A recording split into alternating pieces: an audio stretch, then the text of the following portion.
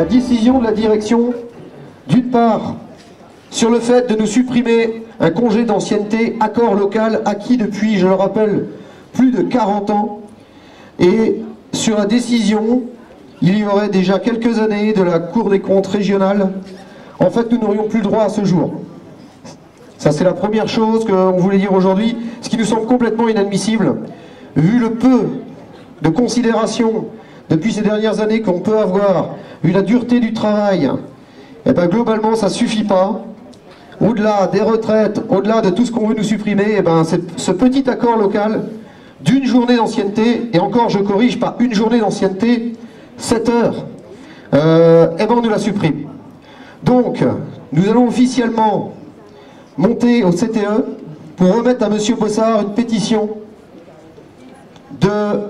au jour d'aujourd'hui, 1400 signatures, et c'est pas fini, pour dire non, non, on n'est pas d'accord. Voilà, on travaille dur, le centre hospitalier du Mans fonctionne plutôt bien, et le remerciement qu'on a, eh ben, c'est la suppression de ce jour d'ancienneté. Donc, aujourd'hui, nous sommes là pour dire non. Nous allons nous rendre au CTE, nous allons officiellement remettre à M. Bossard, bonjour M. Bossard, la pétition contre la suppression de ce jour d'ancienneté. Secondo, aujourd'hui, il y a également le mouvement de grève des équipes du SAF, une équipe administrative de l'hôpital qui voit ses conditions de travail détériorées depuis plusieurs mois maintenant, et malgré nos différentes rencontres avec la direction, aucune, je dis bien aucune négociation n'est mise sur la table. Nous n'avons pas le début du commencement d'une avancée. Donc aujourd'hui, cette équipe qui est fortement représentée va également interpeller directement le directeur, puisqu'il semble que les chefs de service ou les directeurs de service ne font pas remonter les revendications, et qu'aucune négociation n'existe plus dans cet établissement. C'est aussi pour ça qu'aujourd'hui la CGT et Force ouvrière viennent dénoncer cet état de fait. Plus de négociations, plus de discussions. Et ça doit cesser. On nous présente juste des réunions de dialogue social, et nous les présentons comme des réunions de monologue social. Donc, sans plus tarder, puisque M. Bossard vient de passer et monter au CTE, nous allons donc monter symboliquement et officiellement, lui remettre les pétitions et lui adresser 2 lettres bien précises sur nos revendications, aussi bien sur la suppression du jour d'ancienneté que sur les revendications de l'équipe du SAF. Voilà, donc nous allons tous monter en cortège dans la salle de réunion où se déroule le CTE. Merci à tous.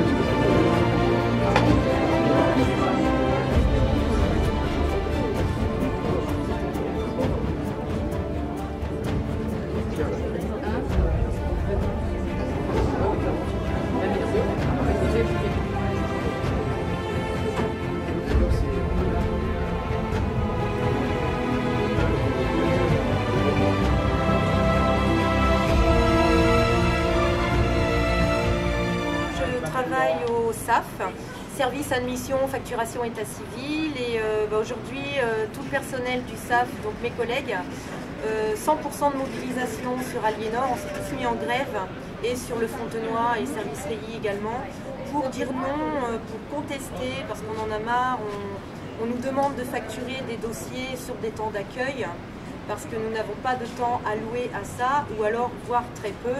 On nous met en facturation une journée par mois. Donc ça c'est inconcevable, parce que qui dit consultation dit facturation. Pour l'hospitalisation c'est pareil. Donc la facturation, en fait, il faut appeler les mutuelles, la sécurité sociale. Donc ça génère beaucoup de temps. Et bah, ça, ils n'entendent pas. Hein. C'est parce qu'en fait, on travaille au quotidien à flux tendu.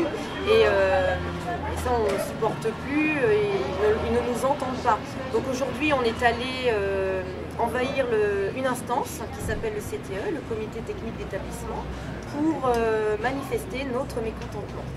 Mais alors, qu'est-ce que vous réclamez? Il vous faudrait quoi pour avoir de meilleures conditions de travail? Alors, nous, à ce jour, pour que la facturation puisse marcher correctement, on va dire, il nous faudrait avoir une présence en gestion par agent une fois par semaine, donc une journée entière en fait. Une fois par semaine, voilà, dans le mois, ça ferait 4 fois par mois, ce serait déjà assez correct. À ce jour, j'ai des collègues qui n'y vont pas du tout du mois. Pourquoi? Parce qu'on est déjà à flux tendu et on a un arrêt maladie qui n'est pas remplacé et un congé maternité également. Plus le personnel qui peut avoir un temps à 80%, donc c'est pas du tout gérable. Et alors, quelle a été la réponse qu'on vient de vous faire au CTE? Alors, donc on a vu M. Bossard, qui est notre directeur de l'hôpital, et il nous a dit qu'il ne pourrait pas nous faire de réponse maintenant, là, tout de suite. Donc, on attend, on espère avoir quand même une grande avancée par rapport à ça. Ce serait aussi quand même super bien pour l'hôpital en matière de rentrée financière. Oui, parce que donc finalement, si les facturations ne sont pas faites, l'hôpital ne récupère pas d'argent. Alors, en effet, donc, parce qu'il faut savoir qu'on a aussi pas mal de rejets de la sécurité sociale, parce que la facturation est une chose, mais après, on a aussi des rejets. Donc, ça s'appelle des rejets B2, hein, ça s'appelle rejet B2, voilà. Et donc, en fait, c'est la sécurité sociale qui ne désire pas payer. Pourquoi? Donc, c'est depuis la tarification à l'activité. Avant, c'était une enveloppe globale et aujourd'hui, en fait, c'est la tarification à l'activité. Donc, la sécurité sociale épluche vraiment ce que l'hôpital lui facture, les actes, etc. Et dès qu'il y a quelque chose qui ne va pas, nous avons les rejets. Ce qui est à souligner, c'est très important, ils ont déployé du temps pour générer la facturation uniquement parce qu'on était en clôture d'exercice. Donc ça, c'est quand même honteux. Alors tout au long de l'année, mais ils nous disent bah oui, mais moi je peux pas vous mettre du monde, il y a des sous-effectifs, je peux pas. Et puis là, en fin d'année, on arrive en clôture, donc il faut que l'argent rentre, il faut facturer les dossiers. Là, donc, cette interruption de CTE et cette remise de pétition, comment elle s'est déroulée là? Donc nous sommes tous allés au CTE pour remettre la pétition à M. Bossard, comme vous l'avez dit tout à l'heure. Donc on a eu une fin de non-recevoir. Il nous parle de réglementation, alors que la Cour des comptes a fait des préconisations. Il dit qu'une préconisation, c'est une réglementation. Donc notre secrétaire du syndicat lui a rappelé qu'il y a plein de choses légales, comme le rappel à domicile, on a le droit à 3 semaines de vacances d'été, 21 jours, on a bien du mal, il y a bien des collègues qui n'ont pas les 3 semaines d'été, donc il y a plein de choses qui sont illégales et qui se passent. Là, on parle de la réglementation. Donc, une fin de non-recevoir. On a donné les 1400 signatures sur 4100 agences, qui représentaient quand même 34% de l'effectif de l'hôpital. On nous dit qu'ils veulent négocier pour des médailles. Une médaille à 20 ans d'ancienneté, 30-35 ans. Donc, une médaille pour avoir quelqu'un qui aurait la médaille au bout de 20 ans, c'est pas 20 ans de présence, mais 20 ans, c'est à temps plein. Par exemple, quelqu'un qui serait à mi-temps, il faudrait qu'il ait 40 ans pour avoir ses 20 ans. Donc quand on nous parle à 20 ans, 30 ans, 35 ans, qui aura 30 ans, 35 ans d'ancienneté? Il y a beaucoup de temps partiel à l'hôpital. Donc ça veut dire que c'est pas juste, c'est pas des négociations, c'est pas des propositions justes. C'est voilà. On parle on essaye, on aimerait, quand on parle de QVT, de qualité de vie au travail, qu'on soit un peu humain avec le personnel. Et voilà, une fin de non-recevoir, on est déçus, on va continuer. Donc là, le CTE, on a boycotté, tout le monde est sorti. Et voilà tout ce que je peux vous dire sur ce qui vient de se passer. Est-ce que vous le vivez comme, une fois de plus, finalement, une dévalorisation de votre métier, une non-prise en compte de toutes les difficultés que vous rencontrez? Une non-reconnaissance, parce que voilà, moi, je peux parler de soignant, comme je vous disais, soignant, on est confronté à la maladie, à la mort. C'est lourd, c'est physiquement dur, moralement dur d'être soignant à l'hôpital. L'hôpital est ouvert 365 jours par an.